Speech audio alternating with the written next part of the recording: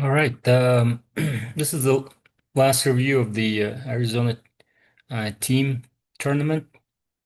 I played in Phoenix on Saturday, and this is the last round, the fifth round. Unfortunately, I didn't record who I was playing with. I think it was a young chess player, probably 18, 1900.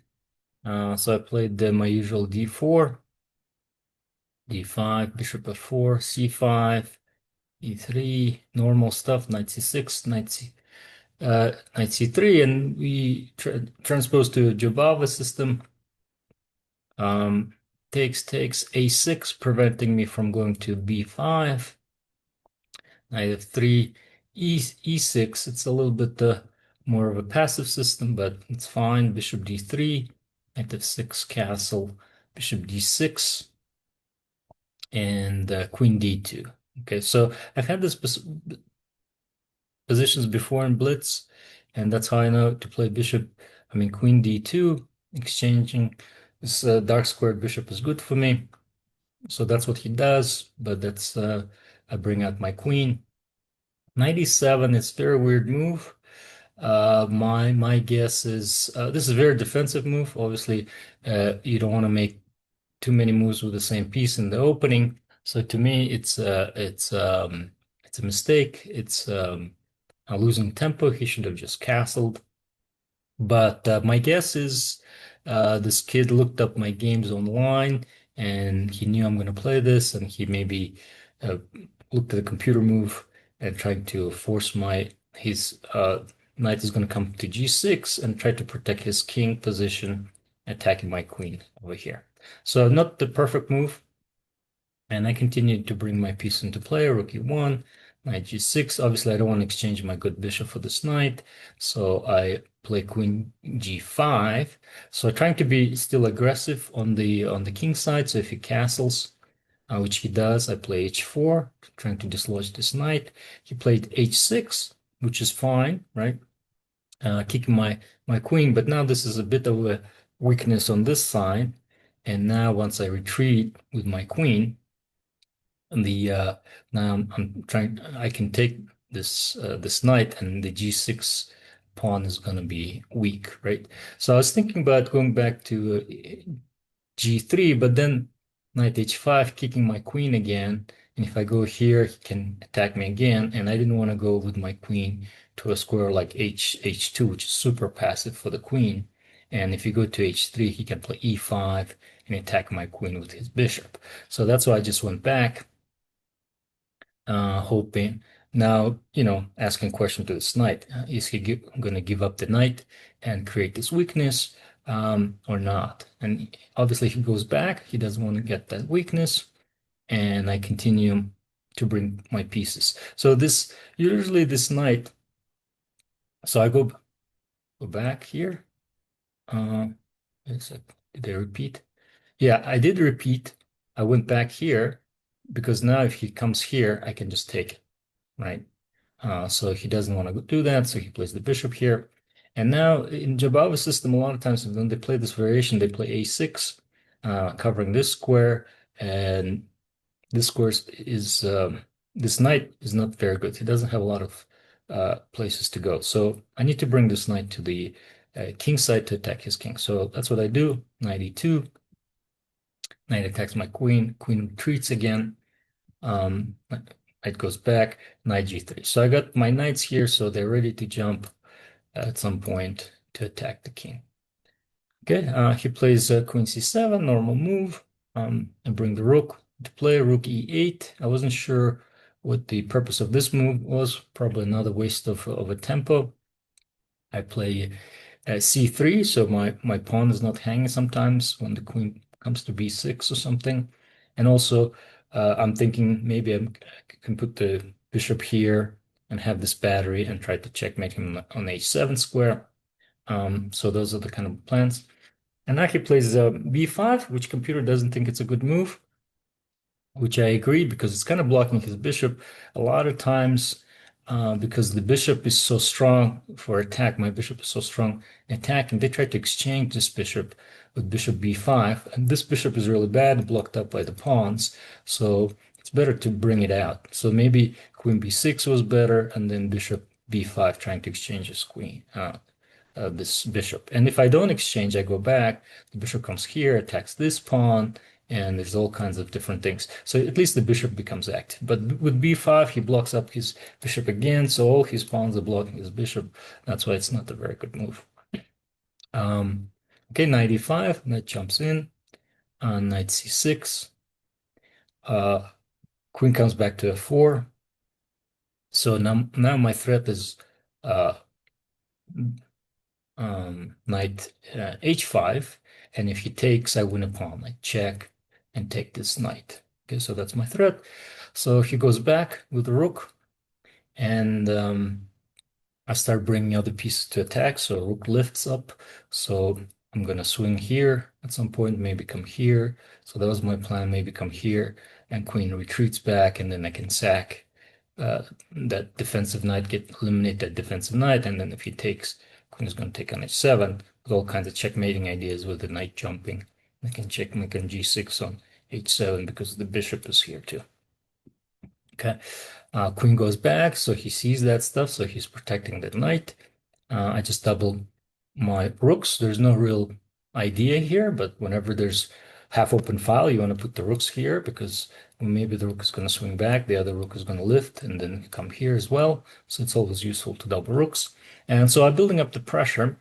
And what black, I think, should have done is play a5 and b4, because if I'm attacking on this side, they need to have some kind of counterplay, right? And then take here, and then maybe the rook penetrates here, those kind of things. He's a little bit behind, but still he should have done it. Instead, he cracks under pressure. He can't bear the pressure. He's thinking my attack is stronger, which it is, and he takes on e5, which computer doesn't like.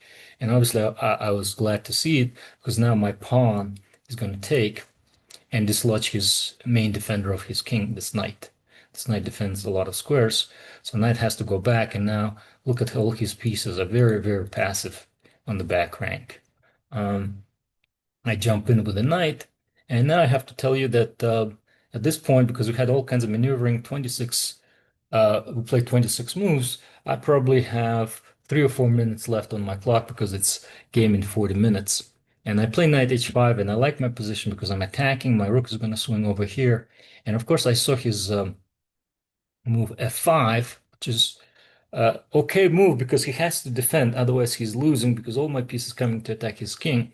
But apparently here, I didn't see a forced move, because forced win, because I saw I could take, and then knight takes, right? Knight takes. And I saw this and I was like, okay, so he opened up his rook against my queen. His knight came back to defend, and I didn't see a forced move here because again, I didn't have that much time, maybe a couple of minutes left. And I didn't see that here there's a forced win for white. You can pause the video and see if you can find it. But the forced win is knight takes g7. So you sack the knight because this knight can't really jump anywhere. If he jumps, I just take on h6. And I didn't see this move at all. Maybe if I had more time, I could have seen it, but I was already planning some other move that I played in the game. But yeah, so what happens if he takes? I check, and if he goes back, obviously this is checkmate. Knight interposes, and I just take because the bishop is here too. So if he goes here, check. Now look at this beauty. If he plays to e7, and then queen b4, this is a beautiful checkmate. So this is a beautiful checkmate. But if a king goes to g7, right, then this is a very beautiful sequence. Check here, discover check with a rook. He can't really do anything. He has to go back here. Then rook comes to g6, right? So it's protected by the bishop. So the bishop is hanging. Black can take the bishop four different ways, but there's no time because I'm threatening checkmate, white threatening checkmate on h6. Black has to defend it, so let's go back. And then now, because the bishop is blocking the communication between the queen and the rook is completely hanging. So I just take, and next white either can take here, checkmate, do checkmate, and black cannot really save it. Okay, so this has been a beautiful end of the game, but unfortunately I didn't see it, and I didn't have enough time to see it. So instead, in this position after f5, I decided not to take, and I automatically played the rook here, rook g3, now threatening taking on h6, right? Again, we're kind of blitzing out moves here. King h7, protecting it. Uh, Queen g4, because of this pin, he can't take my queen, so I'm threatening to take here, but that's easily defended. And again, I'm blitzing out moves, knight f4, threatening a fork here. Queen removes from the fork, h5, trying to get this square cemented. He just plays the rook. Again, we're blitzing out moves. We're not even thinking. We have 5 seconds delay, but that's not much. I get out of the way, plays here, play queen here, trying to somehow penetrate here. He defends against that. Knight comes in. Rook g8, the only square to save the rook. Rook f3, creating another pin here. Knight moves, and here I see g4 attacking this pawn because of this pin. And then again, we're playing very quickly, so he can't really do anything. His pieces are still passive. And so he decided to sack a pawn, which I think is a good sack because that opens up the square for the knight and also opens up the diagonal for the bishop. So I take, he attacks my rook. I move the rook away, and I move the rook away, which is an automatic move, but the computer thinks I should have played intercepting this because there's a pin still here, right? So I can exchange the bishops because this bishop became strong now. But I didn't see that. I just automatically play rook f8, and I saw his next move, knight attacking the rook. But I thought if I sack and exchange, that's fine, and which is correct. I took bishop here. I took here, and I saw the following sequence, and I was playing automatically, but I could have paused for 5 seconds and saw the next move here instead of exchanging queens. I could have played queen e4. And now he's stuck because I'm threatening a discovery check and checkmate, and he can't really escape it. So let's say, I don't know, he just plays some kind of move, say here, and I just check, double check, and then checkmate h7, right? Um, and so what he has to do now, because of this checkmate threat, so if he moves this rook here, I check this way, and then again, it's going to be checkmate. And so what he has to do is just intercept this and just give up a piece, right? So if I take, I have two pieces for the rook, and I have this really strong pass pawn, and I have two pawns extra, right? So this is going to be completely winning, easily winning, even in the time scramble. But instead of pausing and thinking a little bit, I thought this is also winning because my king is kind of open. I was a little bit afraid, and it was irrational fear, and I just exchanged queens. And this is also winning. E6. I'm down in exchange currently, but I can always win an exchange back. So I thought this is a pretty safe way to do it. Played here.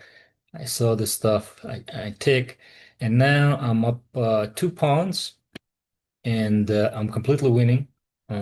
But here I start panicking, and again, we're playing so fast that again, maybe a pause for a couple of seconds would be good, but I just play here without even thinking. And of course, a much better move would have been e7. And then if he takes here, it becomes a queen. The king comes here, but then I check and I win his bishop. And next move, I can play bishop g6 and he's completely losing, right? Whatever he does, let's say he moves the rook back, and I just play here, and this is completely winning because he can't really move. And I can bring my king up, I can bring my pawns up, and he can't really do anything. Because if he moves the bishop, it's a queen. If he takes, then he has to block, and then he's completely paralyzed, right? But I played bishop g6 right away, which is not the best move. I mean, he has to take, and even here it's winning. The rook endgame, it's winning. Um, and I play this. This is fine. Although I could have brought up my queen to defend this pawn. F4 is fine. F here I could have played the rook up because anytime he can't really come and take this pawn because it's e7 is going to be a queen. So I shouldn't be afraid of that. But I play f5, and then he plays king f. No. He plays rook c7.